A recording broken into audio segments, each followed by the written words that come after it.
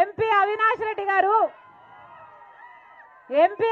రెడ్డి గారు ఒక్కసారైనా పార్లమెంటులో ఒక్కసారైనా మన కడప స్టీల్ ఫ్యాక్టరీ కోసం మాట్లాడా? ఈయన అమాయకుడట, చిన్నపిల్లాడట, మాట్లాడలేడట, సాక్ష్యాలు తుడిచేస్తుంటే చూస్తూ ఊరుకుంటాడట. ఈసారి చిన్నపిల్లాడు వదిలేశారు లెక్క అంటుంది.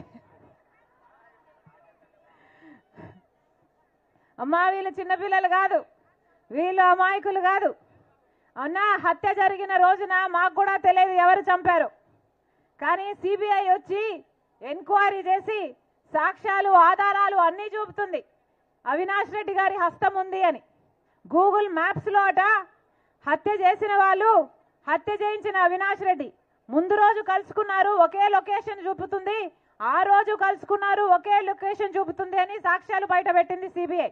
అలాగే ఫోన్ కాల్ రికార్డ్స్, చంపిన వాళ్ళు, చంపిన అవినాష్ రెడ్డి గారు, సంపించిన అవినాష్ రెడ్డి గారు అంతకు ముందు రోజు ఫోన్లు మాట్లాడుకున్నారు, ఆ రోజు కూడా ఫోన్లు మాట్లాడుకున్నారు, రాత్రి కూడా వాళ్ళ యాక్టివిటీ ఉంది అని సిబిఐ ఆధారాలతో సహా చూపిస్తుంది.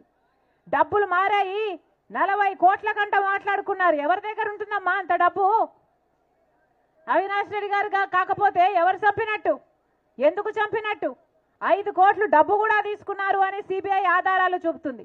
ఇన్ని సాక్ష్యాలు ఆధారాలు ఉండి కూడా 5 సంవత్సరాలుగా ఇప్పటి వరకు ఒక్క చెయ్యి కూడా పడలేదు అవినాష్ రెడ్డి గారి మీద. ఎందుకంటే సాక్షాత్తు ముఖ్యమంత్రి జగన్మోహన్ రెడ్డి గారే అధికారాన్ని అడ్డేసి మరీ కాపాడుతున్నారు కాబట్టి. సిబిఐ కర్నూలు వరకు వెళ్ళింది అవినాష్ రెడ్డిని అరెస్ట్ చేయాలి అని. 3 రోజుల పాటు భయభ్రాంతులకు గురి చేశారు. పోలీసుల్ని, మూకల్ని అందరినీ పెట్టి అవినాష్ని 3 రోజుల పాటు లా అండ్ ఆర్డర్ ప్రాబ్లం సృష్టించి సిబిఐని ఉట్టి చేతులు పంపించేశారు. మరి అధికారం ఇచ్చింది దేనికమ్మా? ఇలాంటి హంతకులను కాపాడడానికా? దేనికిచ్చారు అధికారం? ఈ రోజుటి వరకు జగన్మోహన్ రెడ్డి గారు సమాధానం చెప్పలేదు. గొడ్డలి వేట్లతో 7 సార్లు నరుకుతే వివేకానంద రెడ్డి గారి ఎముకలు బయటకు వచ్చాయి, ఆయన మెదడు బయటకు వచ్చిందట, ఇల్లంతా రక్తం అయిపోయిందట. అయినా కానీ ఆ రోజు సాక్షి టీవీలో మాత్రం హార్ట్ అటాక్ అని చెప్పారు. హార్ట్ అటాక్ నడిపేది ఎవరమ్మా? జగన్మోహన్ రెడ్డి గారి భార్య. మరి ఎందుకు అలా చెప్పారు అని ఈ రోజుటి వరకు జగన్మోహన్ రెడ్డి గారు ప్రజలకు సమాధానం చెప్పారా? చెప్పలేదు. హత్య జరిగిన రోజు సిబిఐ ఎంక్వైరీ కావాలి అని జగన్మోహన్ రెడ్డి గారు అడిగారు.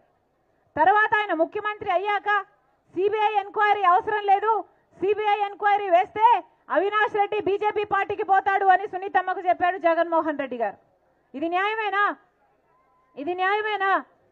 అమ్మా ఇదే రాజశేఖర రెడ్డి బిడ్డ, ఇదే జగన్మోహన్ రెడ్డి గారి కోసం 3200 కిలోమీటర్లు పాదయాత్ర చేసింది ఆయన జైల్లో ఉంటే, ఆయనను ఆయన పార్టీని నిలబెట్టడం కోసం.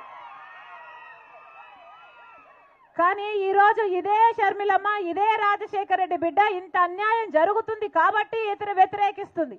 నేను రాజశేఖర రెడ్డి బిడ్డను, పులి కడుపున పులే పుడుతుంది, దేనికి భయపడేది కాదు రాజశేఖర రెడ్డి బిడ్డ. అన్యాయం జరుగుతుంటే సహిస్తూ చూస్తున్నది కూడా కాదు రాజశేఖర రెడ్డి బిడ్డ. ఆ రోజు అవసరం కాబట్టి పాదయాత్ర చేశాము, ఈ రోజు అన్యాయాన్ని అడ్డుకోవడం అవసరం కాబట్టి ఎదురు నిలబడింది రాజశేఖర రెడ్డి బిడ్డ.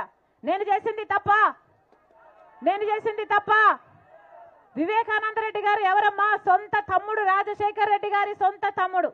అలాంటి సొంత తమ్ముడిని 7 సార్లు గొడ్డలితో నరికి అంత మంచి మనిషిని, ఎంత మంచి మనిషి అంటే ఎవరైనా వివేకం సార్ మాకు ఈ పనుంది అని పోయి అడిగితే వాళ్ళని ఈయన బండిలోనే కూర్చోబెట్టుకొని ఆ కలెక్టర్ ఆఫీస్ వరకు తీసుకెళ్లి ఆ సమస్యను అక్కడికక్కడే పరిష్కరించేవాడు వివేకానంద రెడ్డి గారు. రికార్డులు చూస్తేనట, ఈయన ట్రైన్ టికెట్లు చూస్తేనట నెలలో 25 రోజుల పాటు ట్రైన్లలోనే తిరుగుతాడట. అంటే ఈ పని కోసం అక్కడికి, ఆ పని కోసం ఇంకొక చోటికి. అలాంటి ప్రజానాయకుడు వివేకానంద రెడ్డి గారు. భూతత్వం పెట్టుకుని వెతికినా అలాంటి వాడు దొరకడు ఈ రోజుల్లో. అంత మంచి నాయకుడిని చంపితే, మరి సొంత చిన్నాననే చంపితే జగన్మోహన్ రెడ్డి గారు ఏం చేశారమ్మా? 5 సంవత్సరాలుగా హత్య చేయించింది వీళ్ళు అని తెలిసి కూడా వాళ్ళ కాపాడమే కాకుండా ఇప్పుడు మళ్ళీ అదే అవినాష్ రెడ్డికి టికెట్ ఇచ్చారు. అంటే హత్య చేయించిన వాళ్ళే మళ్ళీ గెలవాలి, అధికారంతో తప్పించుకొని తిరగాలి, ఇలాంటి వాళ్ళే చట్టసభలకు వెళ్ళాలా? ఇది ఎక్కడి అన్యాయం? ఇది న్యాయం కాదని తెలిసే రాజశేఖర రెడ్డి బిడ్డ ఈరోజు ఎదురు నిలబడింది. అమ్మా ఒకవైపు రాజశేఖర రెడ్డి బిడ్డ నిలబడింది, ఇంకోవైపు రాజశేఖర రెడ్డి గారి తమ్ముడు వివేకానంద రెడ్డి గారిని హత్య చేయించిన అవినాష్ రెడ్డి గారు ఇంకోవైపు నిలబడ్డారు.